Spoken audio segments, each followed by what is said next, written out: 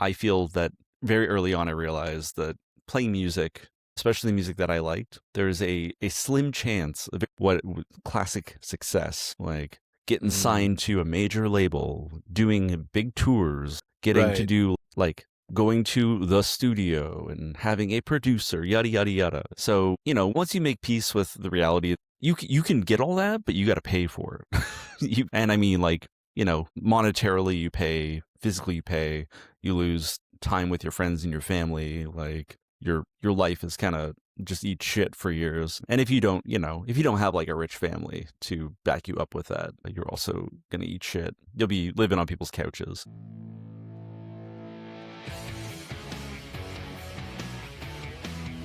Before we get into it, if you're an artist with a release coming up and you have no idea what to do, go to v13.store and grab the single release playbook. It's $26. It's the entire system we use with our clients to run release campaigns from 60 days out to 60 days after. It's about to go up in price, so I'd suggest you grab it now. v13.store. All right, let's go. Hello. Hello. Welcome. Peter Mahoney is a Toronto-based guitarist, recording engineer, and DJ whose work spans punk, hardcore, and experimental underground scenes. As guitarist for Workers' Comp and a collaborator within projects like Unwell alongside Chris Callahan, Peter operates at the intersection of DIY ethics, artistic integrity, and a level of irreverence normally reserved for 80s hardcore bands. Outside the stage, he runs House of Trash, shaping records behind the boards, and is a dedicated cat dad.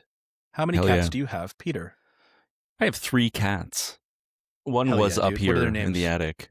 There's by oldest to youngest. There's Puff, who is my wife adopted her. And then when we got together, she obviously became our cat. Then I adopted my cat Ellie. Ellie is about 10. Ellie has all the just a weird, interesting cat. And then recently, about 1 year ago, on the 10th, as the crow flies, it'll be Tempest's 1 year gotcha anniversary. So we adopted her 1 year ago. And Love that. She's a little maniac. It's great. Nice. Any estimates to how young she is? They said she was 4 when we adopted her. When we got her, I was like, this cat is not 4. This cat is... When we adopted her, initially, all the pictures of her made her look like she was sort of like shorter to medium hair. And then we realized that they had shaved her down at some point when she came into like care of the Humane Society or whoever had her initially. She is a very long hair cat. Like she's very long haired. She is maybe 2, has a lot of energy, but she's slowly getting along with the other cats. And that's the important thing. That's key. We adopted one, and I promise we'll start talking about music, listener. But this honestly, can just all be about cats. People, honestly, at the end of the day, like, what my 2 give me a fucking break. We're going to talk about cats if we fucking want to, okay? There's no like, I genuinely don't give a shit. So when it comes to cats, though, let me tell you, we adopted our fella Lou, and he is 13. I think he's sleeping behind. He absolutely is 100%. Hi, yeah, he's 13 years old, or was, now I don't, probably 4, anyway. And no, he's unbelievable with the kids. Yeah. I have never seen a cat this patient with children, especially my children, like where they're like they're handsy, if you know what I mean. Like they're very grabby McGrabbersons. Yeah. They're fucking ridiculous. So they keep trying at it, and he's like, I don't like any of what you're doing, but I will respect your right to not get fucking scratched, which is great. I'm really proud of him for that. So credit to you, Lou, who sometimes when he does do his really weird meowing, we call him Lucifer because holy shit, it's a bit much. Yeah. It's a bit much. Yeah. Cats love to go off. They do. Speaking of going off, yes, that's a tortured segue, but I'm going to use it. I'm going to jump in. You go off in Workers' Comp, which I listen to, and I'm reminded of bands like a variety of bands that I'm going to list as influences, or at least on the sound that, at least for me, but Portrayal of Guilt, Mind Eraser, Vile Intent. It's a really strong power violence backbone to it, but yet there's almost like this rock and roll tone to the guitar that I don't think is an accident. I think you're doing that on purpose. And I want to talk more about the sonic landscape. But you know, I this show really is like all about like what you think this industry is and then what you actually learn it is. Yeah. And I think that's the part that I need to start with, but we will get back to the sound behind it. Sure. You take me wherever you need to go. Thank you. It's very rare that I get to hear that. So thank you, especially with my children. They are no problem. So what did you think this industry was before you like were actually in it? Oh, I mean, like when I was a kid, like when I first got into music, like really like heard, you know, like you always kind of like, you like music. Music is there. It's cool. I think I was like, you know, I knew that music was a thing people did. I never thought of it as like an industry. And then I got like, you know, became like a teenager and like developed my own interests outside of like my brothers exposing me to music or like Much Music or the radio or whatever, or like my parents' records. And I was like, oh, you can just like, because I like kind of got thrown into like a lot of like death metal, especially, and like classic metal. Like I was really into Merciful Fate and like Cannibal Corpse and like Deicide. So like, how old were you at the time? Do you remember? I was like 11. I had a friend in grade school.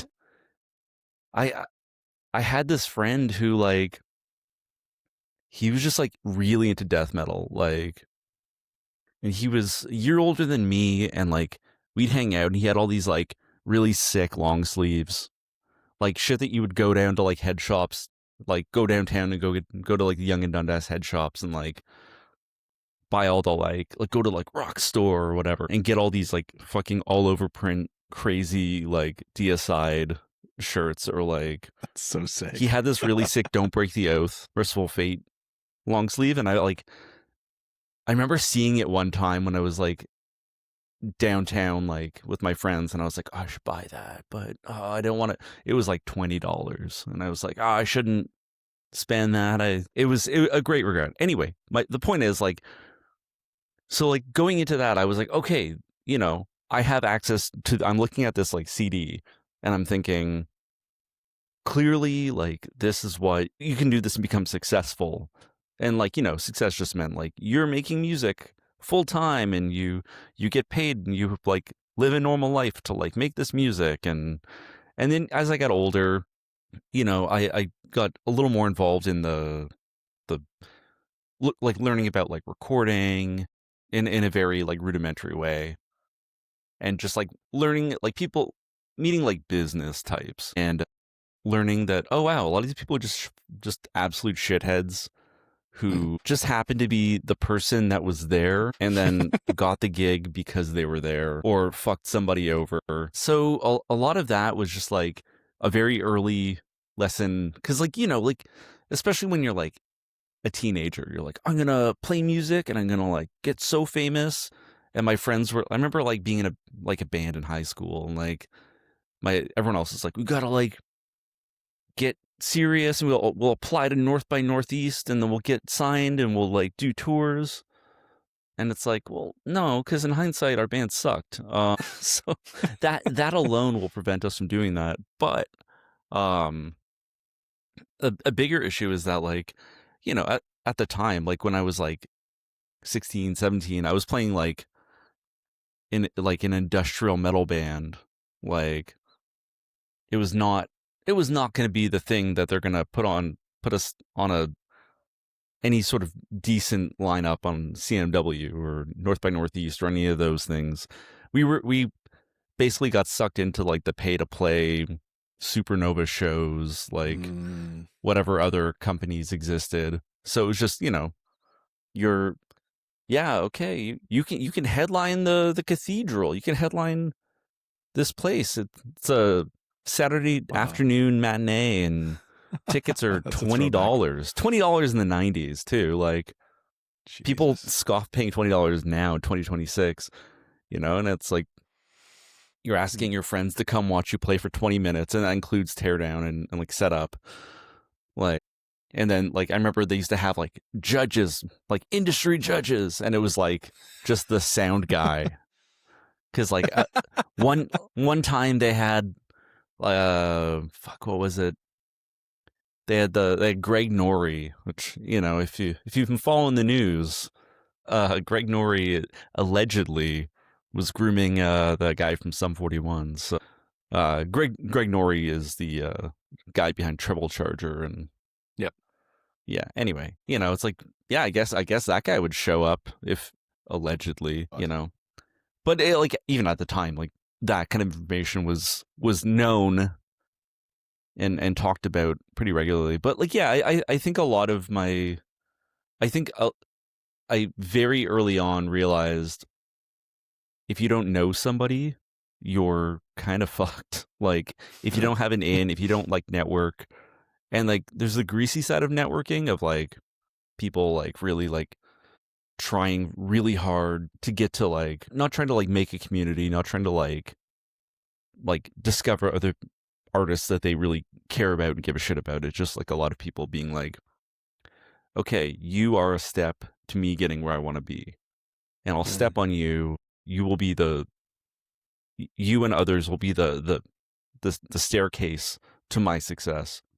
Right. And identifying those people very quickly became very helpful. But yeah, I think I feel that very early on I realized that playing music, especially music that I liked, there's a slim chance, a very slim margin of like room for like, you know, what classic success, like getting signed to a major label, doing big tours, like getting to do like going to the studio and having a producer, yada yada yada. It's like right.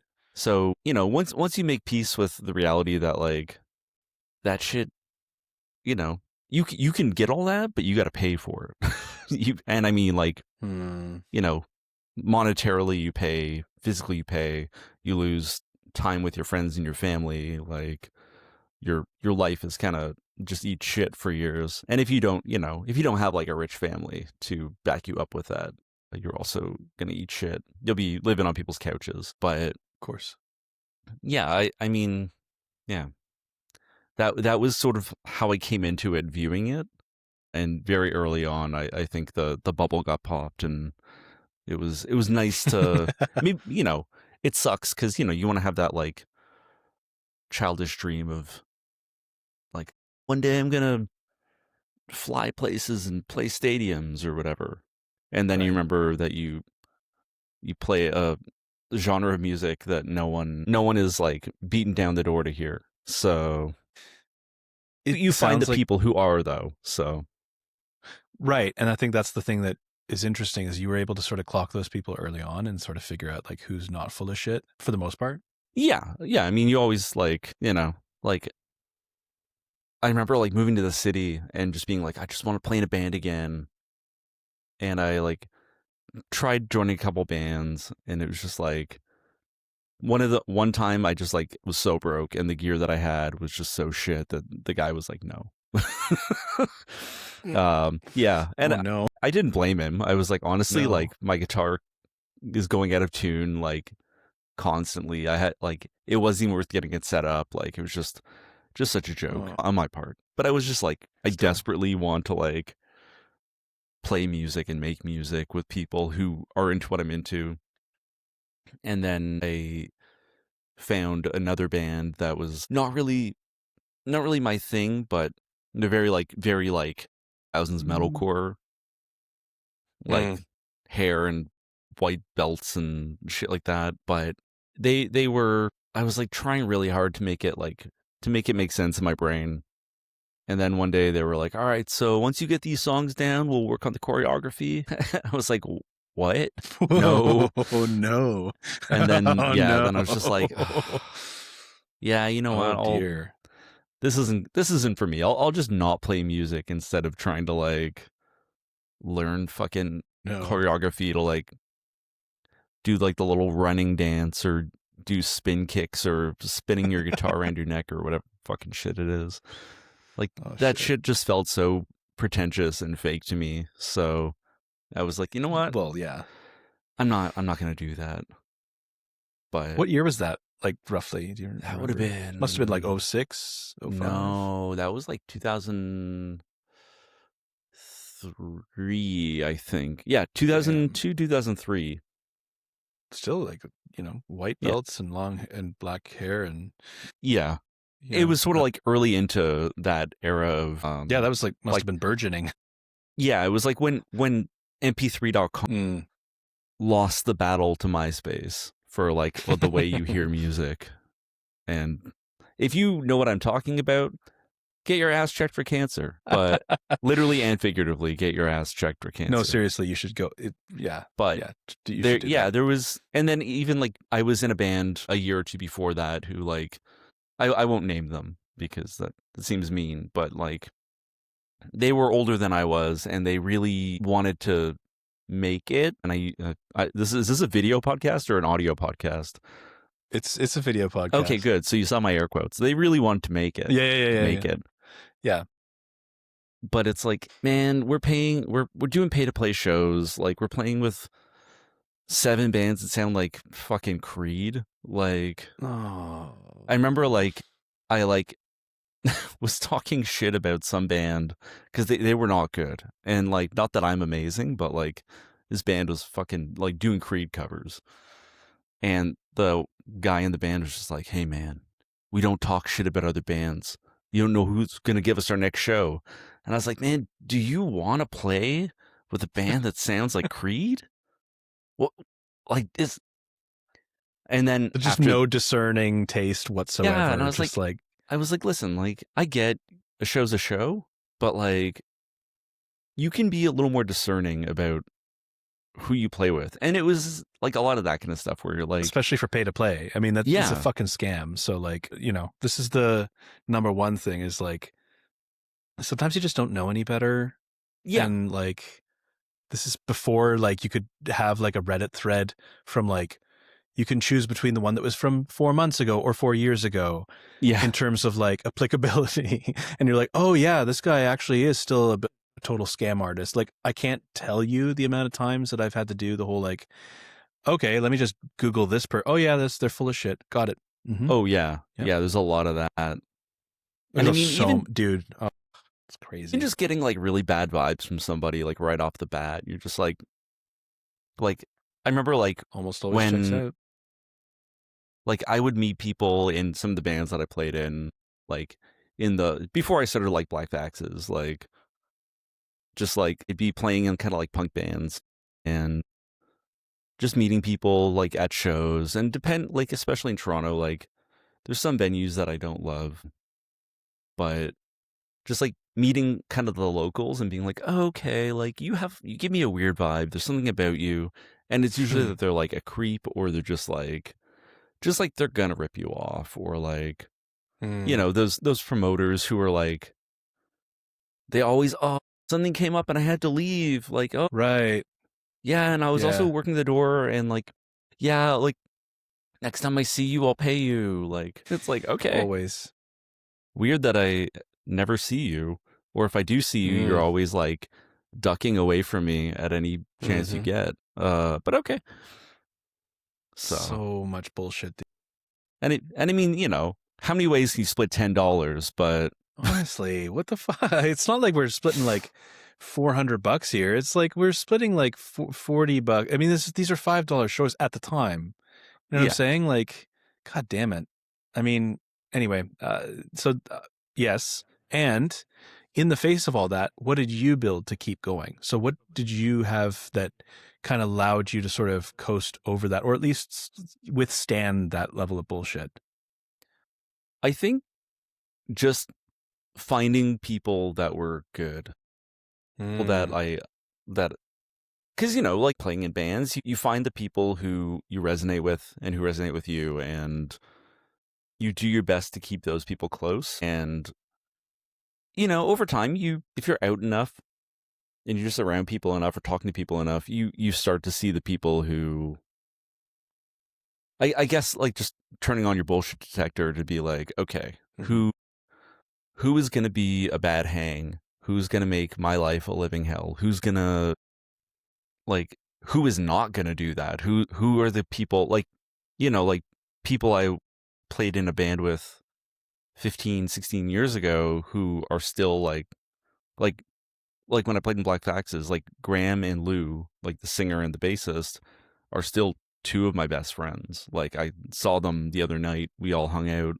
Graham's got a kid on the way. So Oh my God. he's Wow. Okay. That's great to hear. he's got, you know, he had that weird, he's like, I have like one last hang before I'm MIA for the next few months. And I was like, yeah, okay, Yeah. cool. But like having that, like having those kind of people come into your life and then contrasting with the people who are, you know, people who are like friends that are kind of like really fair weather and very just like, oh, things are good. These friends are around. You want to have fun? These people Right. around. And when, I don't know about anyone else, but if you ever suffer from like depression or anxiety and those things manifest themselves and you haven't, you know, you weren't raised in a time when you talk about those things or get help with those things, the people who are there for you when you need it versus the people who like just piece the fuck out. Like, Yep. finding those people and like sort of like separating the wheat from the chaff, like that really helped. Yeah, Of course. I would say like that's like personal and even like I shouldn't say, I want to say like business wise, but like professionally or like in terms of like industry or whatever, in musical community, whatever you want to call it, finding the people who are like going to be around longer term in your life than just the people who are kind of like, you know, like, oh, well, this style of music's cool right now, so I'm gonna like I glom see. onto you and then dip the fuck out the minute the wind changes direction. Right. So I mean, that's like people chasing trends, which nothing new, but like it's definitely not like sustainable long term. And I think that that's the thing that you build to keep. You didn't really build it. You fostered it, which is community, Yeah. which people talk a lot about, but they don't actually understand what that looks like. And sometimes I wonder, the part that I hear a lot of people talking about is like authenticity and community building. And I'm like, stop, because I keep hearing the same stuff. yeah, Like, why don't we talk about what that looks like to foster that connection and what that looks like? You just said it, which was a huge thing, which is showing up even when it's not convenient for that person. yeah. It's like, I want to say it louder for the people in the back kind of thing. Fortunately, we're not in an auditorium. Or But are we? honestly, though, or who knows where we are, man? Just a couple Look of brains behind you. and some fucking. For anyone watching this podcast, don't look behind me. Okay, it's okay. Nobody's watching. You can look behind me. I don't mind. Where are you right now? Actually, I'm in the attic of the house. Oh, of that we course, you rent. said the Yeah. attic at the very start. That's okay. Memories like a Yeah, we sieve. got- Check it out. We got an old Shit. fireplace That's a so chimney, sick. a chimney rather, not a fireplace. Yeah, Chimneys where fire Nice. goes. And then generally, yeah. some of my mini chaos piles over here. Nice. And then Very good.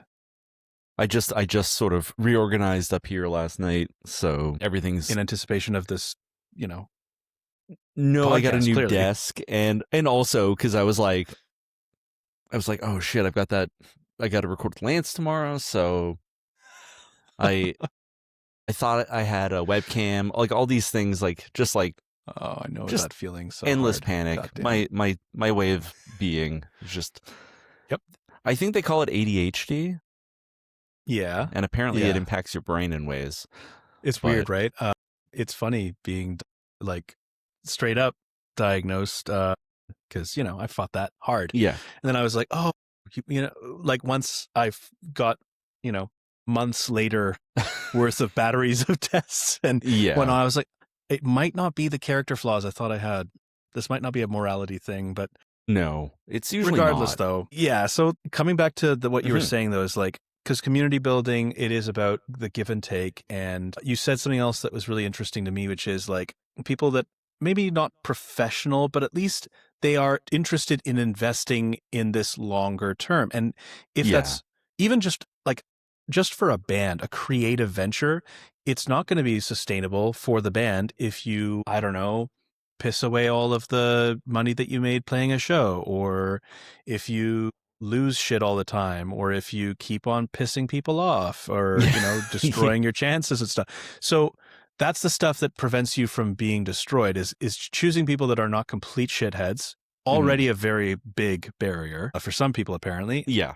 Oh God, yeah. But then that's the one half of it is what can protect and give you foundation. And then what's the thing that actually moves the needle in your experience? What do you mean? Sorry. So that's a very good point. So when I say moves the needle, I think in terms of actually giving and getting and giving and sustaining momentum and like actually affording you better opportunities. I hate to use the word exposure, but getting you some more exposure. So like what takes you from playing in a silly band to like getting a little more how to make it, so to speak. Well, I mean, like I think a huge thing for me is defining what you want and understanding what you have the capacity for. Because I could there are times where you get offered like, hey, can you do this? Like years ago I was asked to go on a tour with a band that I do not like, and it was like a UK tour. It was a member had quit, which was the thing that for that specific band happened all the time, and I just did not like the singer, and just like their whole vibe was not for me. So turning that down was one of those things that like in the moment I was like, I could have got a free trip to the UK. That would have been cool. But then I was like, but then I would have had to like spend it with a bunch of people who I don't really align myself with. And I think a lot of my life has just been like, do I want to look back and be like, wow, I did this thing? And it's sometimes, you shit the bed and that happens. You can't win them all. But I think in most situations when it comes to music, I think just being able to like make music with my friends is like the most important thing. And then playing it live is kind of like what I want. Anything that I get beyond that is cool. Like the fact that, and I mean, especially with like workers' comp, like, by no means are we a massive band or whatever, but like, it's been really nice to just like hang out with friends and be in a situation where like, our original bassist, who is a dear friend of mine, like she just didn't have the time to like commit to playing. And then another friend of ours collectively like came in, and then she got busy with her band or her bands. And then our friend Nick came in eventually. And Nick recently passed away, but just like, and then a friend of mine, Michael, who is like a Canadian legend, played in North of America and plays in Kestrels right now, and The Shroud and The Plan and all these like even a Thresh Hermit OG, if you will, if you're a fan of Canadian rock. But yeah, Michael came on and like joined us. So just basically through all these like great, like just having a band where no matter what happens, you're always kind of like with people you care about and your friends. And it's just been really nice to like play in a band and have really low expectations of like what we're going to do with it, and go into it just being like, we're just going to like write short, fast, and loud music. And if people want to give us shows, cool. If they don't, that's cool too. Like if the band lasts 3 months, or if it lasts a couple years or forever, then that's fine, And yeah, it's been really nice just to have people seem to really enjoy what we do and like support us and like get really positive feedback. Like people, I think for me, like it's always weird when like someone I don't know is like, hey, you play in that band? And I'm like, I don't know you. Like, this is unusual. I'm sorry. Yeah. Do I know you? Have we personally met before? We haven't? There's a lot of that. Fuck? And it's, you know, and then you're trying to remember people's names. I'm really bad at that. Right. And I'm always like I'll be at a show and like after you play and you're like packing up or whatever, like you finish and you have like a couple people talking to you and you're like, I want to remember your names, but I can't because my fucking brain doesn't work that way. So yeah, I mean, like that, it's like, yeah, I guess for me, success is just like being able to like make the music and like put it on to some format, have people enjoy it. Like I remember when we first released our first demo, there's this YouTube account called Fellow Punk. It's just this dude who just reposts cool hardcore punk records on YouTube. Nice. And he reposted us and I was like, or he like posted it and I was like, oh Cool. shit, this is amazing. But like the best sick. thing ever was one of the comments was this dude was like, I'm 58 years old and this is the best thing I've ever heard. And I was like, damn, all right, cool. All right, like that's not what I expected. Like, That's super cool. yeah. So Either either that's the most sincere and beautiful thing ever, or that's like level 99 sarcasm that is like goated with the sauce. Doesn't matter. It's still such a clever, punishing thing. yeah. You welcome it anyway. But I'm leaning towards the former. Yeah. There was no sense of sick. like irony or sarcasm. Like, oh, that's lovely. there was no like, that's awesome. Yeah. So it was just like getting like positive feedback from people who do not give a shit about who I am if they saw me in the street is really nice. And just like, I don't know. And yeah, like just having the opportunity to like play music is like fucking huge. Like I feel so lucky. In the summer, I like cut my picking finger, like my index finger. I'm left-handed, so my left index finger, I cut it almost in half.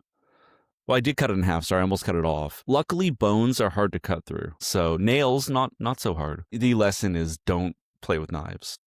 Be very careful when you're using a very sharp knife. But, you know, I had a moment where I was like, I don't know if I can play music. I don't know if I can play guitar anymore. Like, this is fucked. Like, and I still don't have like full feeling in the finger, but I can like hold a pick again. So cool. I mean, that's, yeah, extremely cool. I mean, there's a joke about workers' comp somewhere in there. Yeah, there is, except that I didn't do it while at work. In there somewhere, I don't know. Right. Well, this is because you haven't made this your work, your primary work pursuit, etc. Yeah. And that's the beauty of this, though, is that like I should have incorporated earlier. Right? I mean, you can't do the whole LLC shit in this country. More is a pity. No, I'm trying to get back to my question, which was, it very much sounds like this. Normally, I have to ask people like, you know, what kind of, if this ever scaled beyond its current size, would it still be worth it? But the opposite is true. It's like this, I'm not looking to scale this necessarily. Obviously, you'll take whatever opportunities come down the road, etc. But I think that there's a much more of a hardcore punk sensibility, which is fair given your background, our background, how I know you. But think that that's like the beauty of this is that like you don't have to constantly hustle and strive. Not to say that you don't, which is an important distinction I want to make. There's still a lot of shit sandwiches you got to eat. In terms of shit sandwiches, what are the things what are the least sexy things that you have to do for me when it comes to this? Yeah. I hate social media. I hate I hate contacting promoters. I hate contacting like when we put a record out, I like don't do any promo for it other than playing shows because I just fucking hate it. I hate it so much. I do not want to sell myself. I do not want to have to like write copy. I don't want to have to like write grant proposals. I don't want to have to like ask the Canadian government for handouts. Like, not that we aren't entitled to them. It's just for me, and I think this is a thing in my life in general, but like I really have a hard time taking the advice I give to other people. You know, I have so much compassion and empathy for everyone else. When it comes to myself, I'm just like, It's like fucking like Mulrooney Reagan era demon in my head is just like, pull up your fucking bootstraps and do it yourself. It sucks because like it's like something I Yeah. hate so much, and I just, it is not who I am, but like it's like this terrible voice. It's like that cop in your head, and you're like, I need to fucking eradicate this. But it always like, Mhm. but you know, on the other hand, like when it comes to like shilling for the band, like I'm like, fuck, like I don't, it feels so inauthentic to be like, hey kids, like check out my cool rock band. We play Yeah. fast music and it's real short and loud. Do you like politics? Do you want to hear us talk about politics? Because here you go. I Here, I'm going to think, make content that features a political view of ours. Isn't this a yeah, fun way to and promote my album? Yeah, I I know what you momentarily, mean. like, we had a TikTok and I was like, I didn't do anything with it. I like posted a couple things and I was like, man, I don't want to fucking do this. Like if this is what I have to do to get people to hear my music, I'd rather just not do it. Like It's it's so such a funny. bummer. Like I don't know, like I'm sure if it ever came to it, I could just pay somebody else to do these things because it is so soul sucking. Stuff like this where I like talk to somebody, great, you know, like, Right. and this That's isn't, totally different. You get to be yourself. You're not trying to. So much of what I do is like coaching people on social media stuff, which is yeah, like, first of all, the fact that I have to say something like that is I just, like, yeah, gonna swallow back the bile that just came up the back of my throat. But at the same time, what I try to show people is like genuinely, yeah, like there's stuff out there that's actually kind of sick and cool and moves the needle and isn't like crazy expensive. Let's find what that is for you, because each person is going to be yeah, completely different. Um, what's really weird for musicians in particular is hmm, that none of the normal rules apply. So no, like your at instincts are all. correct. It is absolute dog shit. And any musician, the only marketing that they're normally exposed to is all the shit marketing. Is so Yeah, because somebody's getting dragged across the internet for somebody doing a bad job of marketing, and people, it's usually like musicians all coming together saying like, hey, doesn't this suck? And B, isn't this a bad example of someone doing it? There's never like no one's praising a soft cult for the fact that like their Instagram page is basically like one big zine, which I love. I love that. oh, okay, yeah, There are examples of artists that do this night really well. yeah, The problem is like none of us celebrate it, because why the fuck would we like celebrate each other? It's kind of a weird thing, right?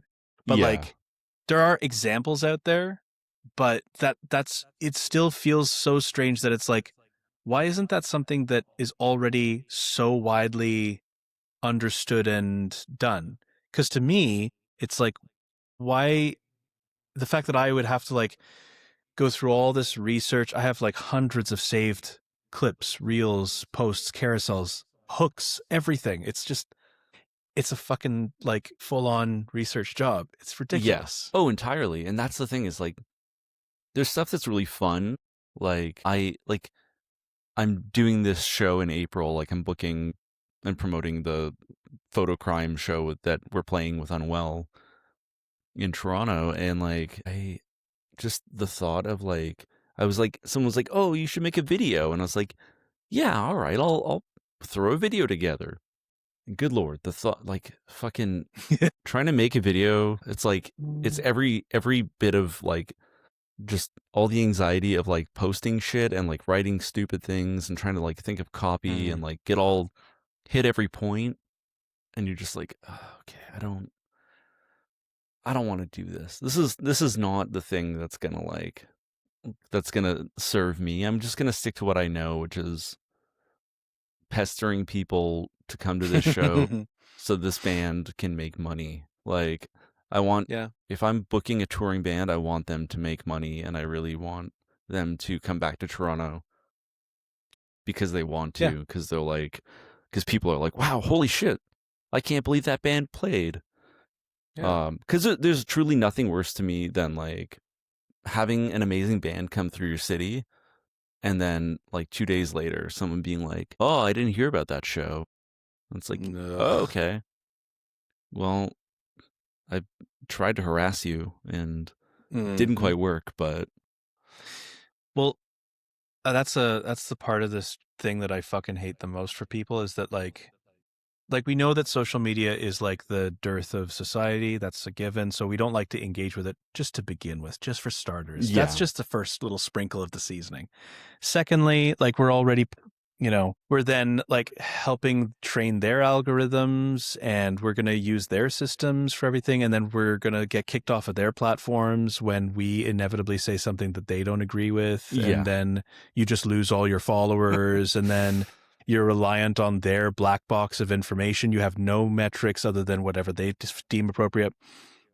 This is why I feel like I keep telling artists this and they keep going, I don't see it. And I'm like, it's because you lack vision. And I'm telling people like emails or and phone numbers.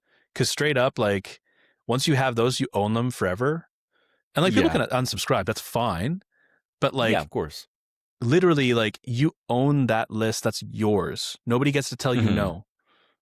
People can change a Yeah, handle. People can, migrate. People very rarely migrate email addresses, first of all. yeah, And that's the thing is like, I think for artists, like it serves everyone better in this Mhm. industry if they don't know how to use email marketing and they don't know how to use SMS marketing. And Mhm. also if artists keep bristling at the word marketing, which in and of itself, I totally get, because as soon as Yeah. I've heard them, I came into this with all the same reservations. And now I realize it's like, oh, that's just, all the things that actually work. We're not being fed or told these things because they don't make the most amount of money across the board. Like Yeah. Meta would have you believe like, oh, you got to advertise with us if you want to get your word out there. And it's like, Oh the fuck God, I do. no. I don't. No, I don't need to do that. Absolutely not. Like Not a chance. total aside, but every time I've like did a Facebook ad campaign, unless you're putting in like way more money than it's worth, and Yeah, even no. then, no matter how targeted you think your ad's gonna be, it's just like You don't get to target anymore. You no, don't I'm get not. to do. I gave up when They changed you it. could still target, They got rid of it. Now they use which is great. Meta's AI, which yeah, it's fantastic. So Good. now I don't even get Great. to set the fucking parameters. Fuck. It's like, all right. Yeah, you guys go are, figure. you don't get to target certain, like you can't target certain other bands. Yeah. You remember you got to do that where you're like, well, all the fans of Queens of the Stone Age, I want to target, which by the way, Yeah. get a little bit more fucking niche down than that, please. But you can't even do that. It's literally whatever is on someone's Facebook likes or Yeah. something. And it's like, who the fuck updates that? What am I targeting 50-year-olds? What the fuck is going on here? Even like It's ridiculous. even like we like like when we first released up till we had released the second, I was like releasing stuff on like streaming, and they're like, oh, we get like, for a band that does not promote our music whatsoever, than just being like, we have an Instagram and we play live, and we occasionally put a flyer up on there, yeah, we were getting like decent plays for like I think, but like at the end of the day, like we're making no money on streaming, and that's course fine. not. Like I'm not Of course not. fucking Tool or whatever, but I just hit a point where I was like, because everyone's like, oh, you gotta like get on the editorial playlists, and I was like looking at them all, and I was like, well, there's nothing that really like makes sense for us. Like I don't really, not at all. I don't want to be like on a hard rock playlist. I don't want to be like, No. Good God, no. like it was very like, especially with like Spotify, it's like saying nothing of like the dog shit, like posting like all the AI shit, all the ICE shit, all the IDF shit, God. like Just in spite of like all of that aside, it just like, I had like applied shortly before I took everything off. Like I was like, yeah, all right, I'll try it. And like when we did when we were putting out the last record, I was just like, okay, I'll submit this for consideration to whoever the fuck is there to consider. And you're just like, you're sending off like these fucking, you're writing a little Pitches. bio. It's like Yeah. this kind of like dog shit press kit to be like, hey, check it out. Check out my band, please. Random person at Spotify or random fucking bot at Spotify. Like, Spot, yeah. and, you know, obviously we did not get selected for the editorial playlists. Shocking. But yeah, we just hit a point where I was like talking to everyone. I was like, does anyone care if I just delete our music from streaming? Like, we'll keep it on Bandcamp. Like, if someone uploads it to like YouTube or whatever, I don't care. Like, I don't like. There's no real benefit. Like, we just got a Subvert account. Subvert. Subvert is like basically, I don't know. We'll see how it pans out. But Subvert is like a community-owned Bandcamp alternative. Yes. Understood. But like, yeah, because Bandcamp got swallowed up by who? I forget. Epic Games, and that's the one. Yeah, like Bandcamp has been like bought and sold a couple times. Yeah. Which sucks. Like, it does, but the Subvert is a good one. There's also Coda Music that just came out recently. That guy's trying I heard to like, about that one. shake it up. Yeah, I would give it a shot just because it's a bit more of like there's less of a separation between artist and follower. Yeah. It might be something, but like, I don't know. I honestly miss fucking MySpace. I know. Isn't that weird? Like, honestly, like just being like, okay, so you're in a band. Let me go check out your vibes. You have an Who's account. your top 6, you know? Yeah, just, well, it's not even that, but like, just like, in terms of like social media, like having like, okay, here is your music. Here's your little pictures. Yeah. You can post your notes, do whatever you're doing, post some tour dates. And it's all kind of there. You're not like, you don't feel, there wasn't like this constant need. I think a huge issue is like once Instagram ripped off Snapchat and started putting in stories, you're just like, Reels or whatever the fuck. Took me forever to like actually even use that feature. But then now, you know that's actually the most consumed type of content on Instagram? Entirely. By a lot. It's nuts. Oh yeah. Well, I mean, crazy. I don't post a lot of stuff on the grid, so to speak. You don't post on main? Yeah, I don't post on main very often.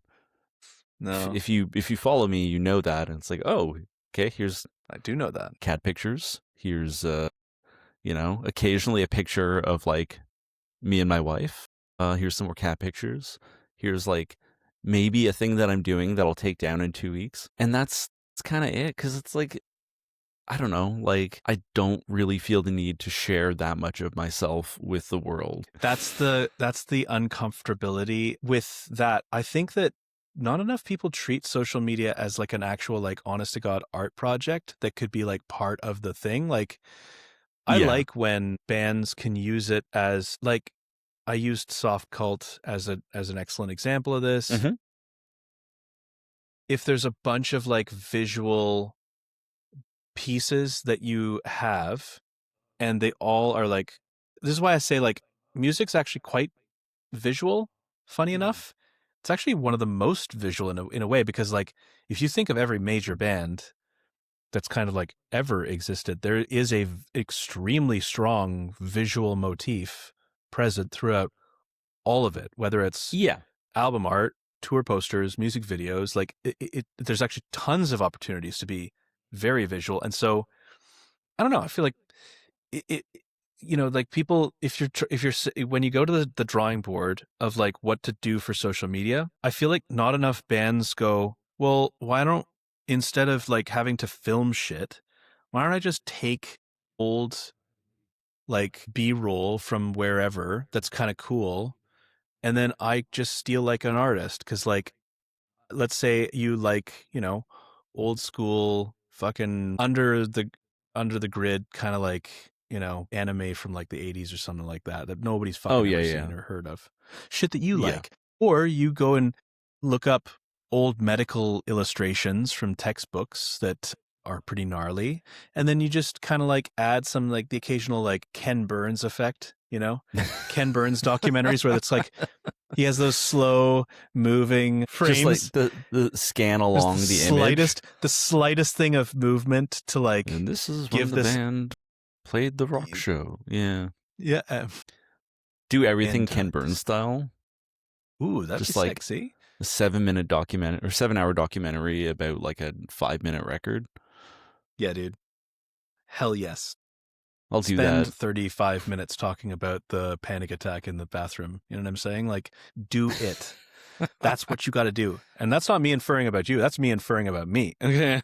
I'll videotape just myself having panic attacks. It'd be great. It's what To be honest, I want. feel like that's actually something that people don't do enough of. There's always room. There's always appetite for this. I don't want to share. Nope. No, it's not generally. No. That's why if you don't want the attention on you direct the attention on something else that you can share that like signals like workers' comp. Right away, I'm thinking like, oh, dude, like workers' comp, I would probably, if it was me, I got my marketing hat on. Watch out. Fuck. Here come all the bad. Here's the bad word. This is now the writer's room. Welcome to the writer's room where.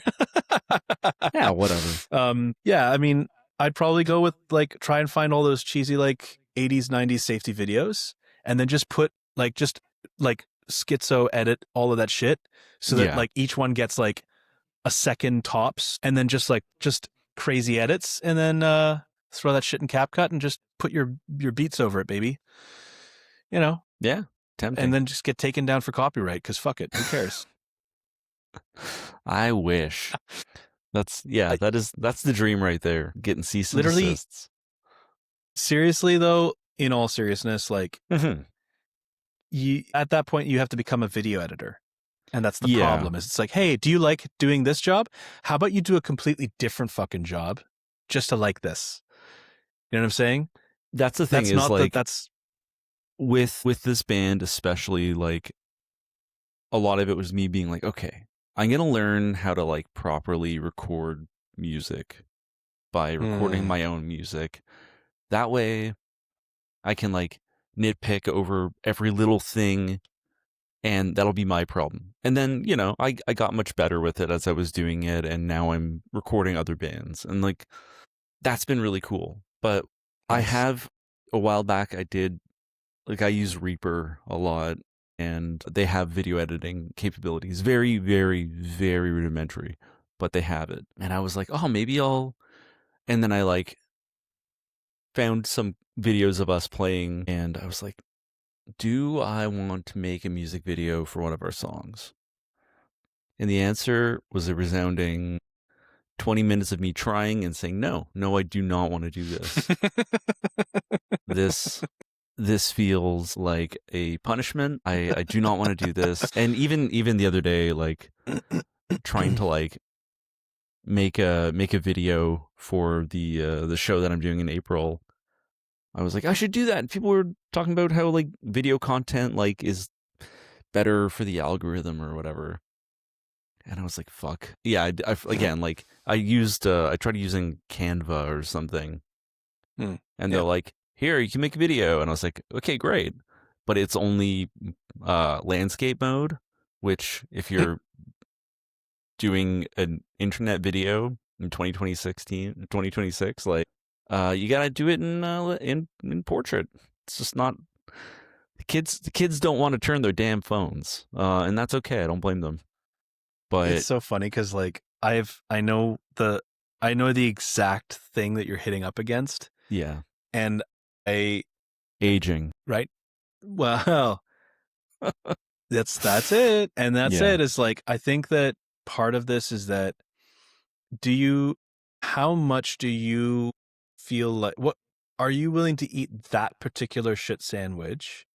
Just to have some further reach. And I think that the answer is a pretty confident and self-assured, nah, I'm good. Yeah. And that's the point though, is that like so many people are so willing to just chase that booty that they are willing to hurt themselves. I mean, obviously there's like the learning for the sake of it and enjoying that process. Yeah. And I'm very fortunate that I've been able to like get into that part of things. Let's talk about a little bit more about like the actual recording process. Sure. Like, yeah.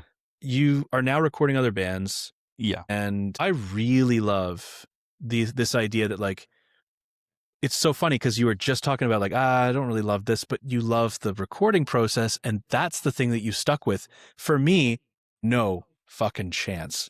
No way would I be able to sit with the recording. I see that and I'm like, absolutely not. That's a goddamn nightmare. It's an aberration to me. It offends every sense of my sensibilities. I really enjoy just setting up microphones, getting a good sound, that obviously, depends on what you like. But for me, I quite like some of the sounds I've been getting, despite I'm not working out of like a professionally treated room or whatever. And just like learning shit and like, I have been building up my store of equipment. It's by no means like, it's not going to blow anyone's mind, but like it does the job, and that's the important thing. And like a lot of it has been like, if I don't have something, I want to try something, I rent it or I borrow it from a friend. Right. But just like learning, seeing how far you can get using like a couple SM57s or like using the cheapest microphones you have sitting around to like make a record happen has been a lot of fun. Learning how to use like a lot over the pandemic, especially like just before the pandemic, my friends and I had a band, very, very short-lived, called Holy Spirit, and we recorded a demo, we released it. When I listened back to it, I'm just like, oh my God, it sounds so bad. I did such a bad job recording it. But a lot of it was just like, I didn't really know what the fuck I was doing. Like, we kind of rushed through doing it. Of course. And, that's fine. It happens. And it's like a really cool to like hear that and like look at that project and see that session and see how it all worked out, and then hear stuff that I've been doing recently and be like, holy shit, I'm actually getting pretty good at this. Like it's a nice change. Nice. Yeah, it just, everything is a learning process. So like I like being able to learn things occasionally. No, of course. And that's the beauty, is like you decide which lane you want to pursue. Yeah. And you have, and that's the beauty, is like I worry that some people might tune in for a second and think, oh, well, this person just doesn't want to know it. So that's not what's being said. It's very specific things that certain people wouldn't just have zero interest in pursuing, just like any other field, by the way. So I think ending off here, because I have had you for quite some time, but also we're coming to the end of it.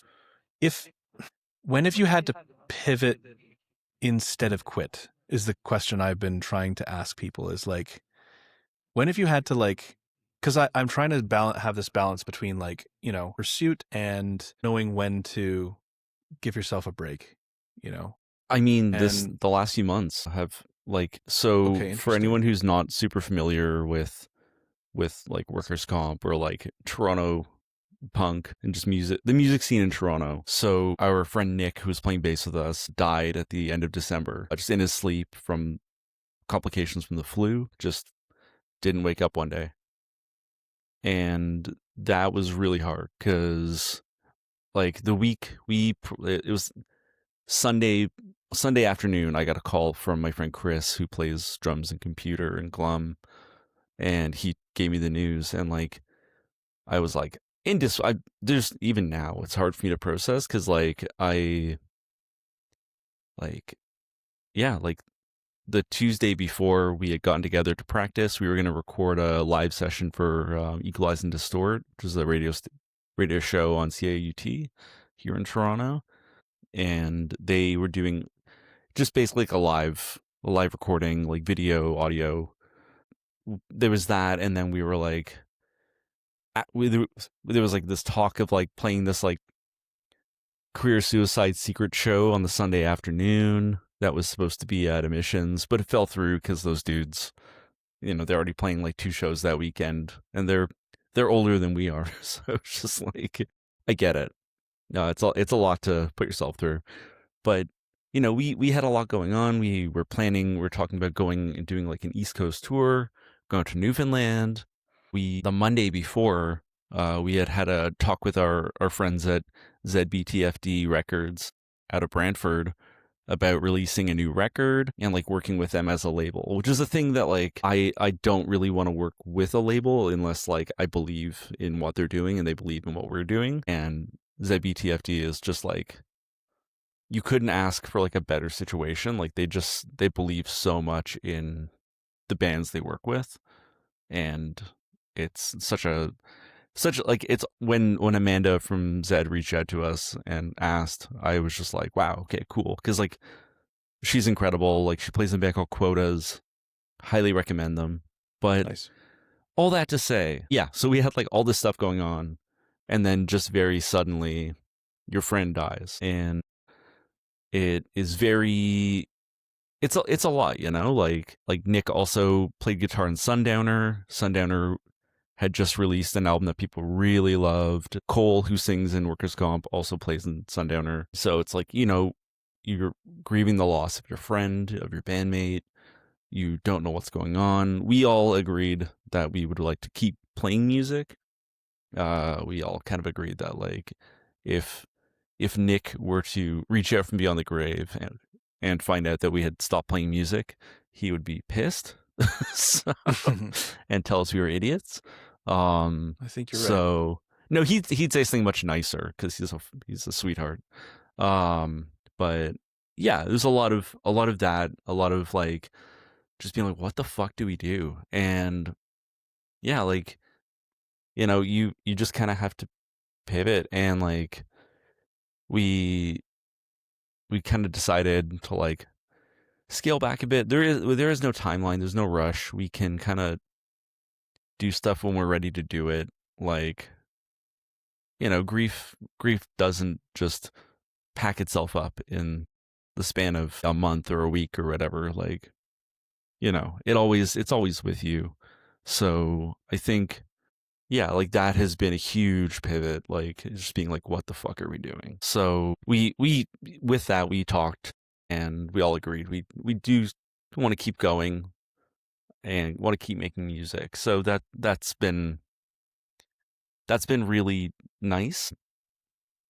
You know, whether like we keep going with Workers' Comp or do something else or whatever, we do want to still make music, and that's the important thing. I think it would be a disservice to our friend's memory to just be like, well, we're gonna stop doing the thing that brought us together and like gives us any fleeting sense of joy in this world just because. So yeah, I mean, like where we go from here, like who knows? We have like some ideas. We want to like, we've written a couple songs. We'll record them eventually. We're probably going to re-record some of the stuff that we've done previously, especially off the first tape. Like, there's a couple songs that we play a lot differently, and just, you know, again, like I've learned a lot in the last couple of years about recording and like mixing, and I think I can do those songs justice again. But yeah, I think as far as like pivoting goes, like, right, this current moment has been just such a massive, it's been like a very hard pivot, like not when you expect. Like, you know, there's, like I was saying earlier, like we had a period where like bassists, like our friend Ashley had left the band, and then our friend Autumn was playing with us, and then she left the band, and then Michael came, and then Michael went from coming on to play guitar to play bass to play drums. Michael's Good been God. we keep joking that Michael should cover for Cole one day, and just so he can get all the bases filled and just like play every role in the band. But just like, you know, you kind of roll with it where you can, because, you know, life's gonna do what life's gonna do. Arguing with it and trying to like will life into your own pathway is not fun or easy to do. So it's probably more rewarding to just see how the world goes and make the most of it. And yeah, like, I don't know, just hopefully channel some of the feeling of loss and grief and like turn that into something cool that like, I guess that like Nick would be proud of. So write some sick riffs for our fallen friend. So Yeah. And I think that's a huge thing, is just going forward when there isn't like the initial impetus to do it, but like knowing that your friend would absolutely, and you would want your friend to do the same thing. Were yeah, you in their place? I mean, like really, it seems like the fact that you even hesitate to begin with shows obviously character, and continuing to go forward with it is a way of continuing to honor that, because there's 3 releases that he played on, and that gets to be brought to more people the more that you do your thing. yeah, I don't know. I think that there's a hell of a lot worse things that could be done with that, man. I mean, I have to say, like, I wish that we had. I wanted to like. You and I have very similar brains sometimes, and I'm like, I want to like,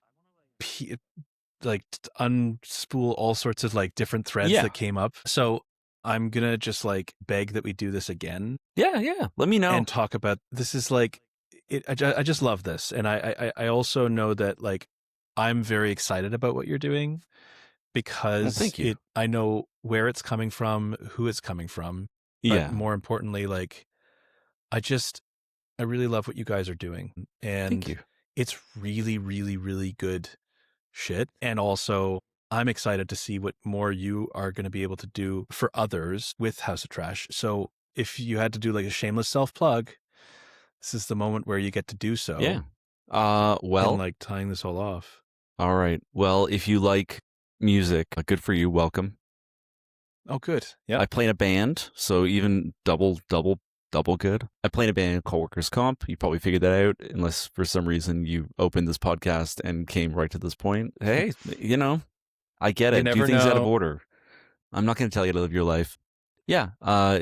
If you are on the internet, Workers' Comp band on social media. Thank God for social media. If you're on Bandcamp, you can access our music. You can buy it, and you can stream it. You can download it. If you don't want to pay for it, it's totally free. We ask it's pay what you can, pay what you want. We have two releases up right now, and then we also have a remix I did of one of our songs. So what else? As much money as we make, we try and give at least part of it, if not all of it, to different causes. So, if you're worried that we're spending it on, I don't know, lollipops or cocaine, no, not really. So there's that. We'll be playing shows again. So yeah, as Workers' Comp, I play in a band called Unwell with my friend Chris, who played in Cursed and Sect and Left 4 Dead and The Swarm and yada yada yada yada. If you know Couple others, Chris Callahan, if you're a Call of fan, you know what's up. It's Yeah, very you know different what's from up. everything else that he's done. Over the pandemic, he just Just a started little bit. writing.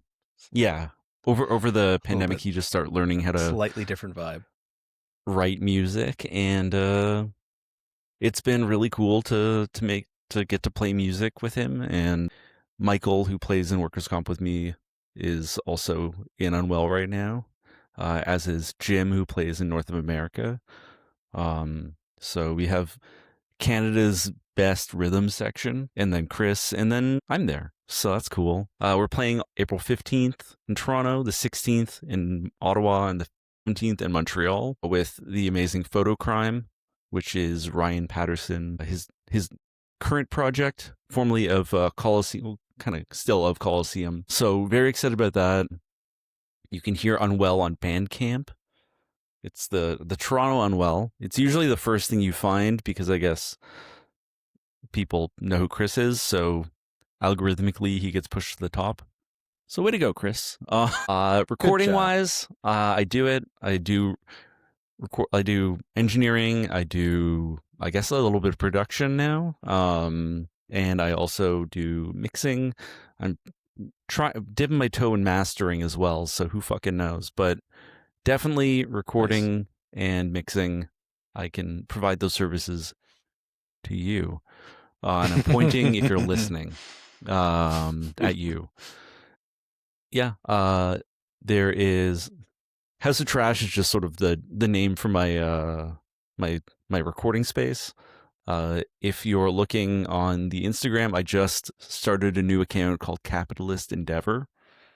So you can celebrate capitalism with me, my all-time favorite thing ever. And again, if you're looking for recording, I try and keep it as affordable as possible. Largely, it's pay what you can. And then, what else? What else can I tell you? Adopt animals, check in on your friends, test your drugs. Don't look down on people because they're different from you. Kill fascists. Yeah. Can I say that? Is that that's wrong? a good one. Yeah, you absolutely can. I don't give a shit. Okay, great. Yeah. Fuck. Keep that shit out of punk and out of your local scene. But just keep it out in general and stop being such a bootlicking twat. Don't be shitty to young kids. They don't know. Oh, the hey, shit there's that you another know. good one. Yeah. What else? What other sage wisdom can I provide in the next minute? Crypto's fake. What else? We're probably going to be due for another 9/11 type situation, so brace yourself on that with the whole Iran thing. Holy shit. Yeah, I'm just saying. You know? Hey, Just listen. saying. You either go like get to do a I told you so, or you get to stay edgy at this moment in time. Like it's a win-win. I don't want it to happen, but it's like, you know, when shit's just kind of like, I'm you know, sorry, when they but lay like, the cards out and how you're like, I often- see all these cards. So, you know, Yeah. If you're using chickens coming home Polymarket, to fuck roost. That's you. what people said. Crypto's a scam. AI is a scam. It's killing the earth. Go vegan. Nothing for Palestine, bro. Free Sleeping. Palestine. Free There you Iran. go. Free the Congo. Free Sudan. Free everyone. All power to the people. That's more like it. Yeah. Burn down the society. Yeah. Yeah. That's great. That's good. I think you got most things. I'm vexed that you didn't go for workers' rights, but whatever, it's fine. It's in the You'd name think of the that- band. Come and- on. And all I did say all power to the people, so I mean, you know. yeah, that's true, but you have to specify anyway. That's true, yeah. Quality of It's always a politics of pleasure purity speaking forever with and you. always. Likewise, man. Seriously, it's such a treat. I was thinking about going for coffee with you the last time when you were still before you had left Canada. It was nice. Yeah, it was nice, that's, nice to chill. That was really good. I actually Yeah. thought of that too. We'll do it again Yeah. shortly. I mean, I just had to have a kid and a pandemic in the time between, but you know, ain't no So no- thing. It happens. So it does. But yeah. It'll get you that whole pandemic and child combo. So they say.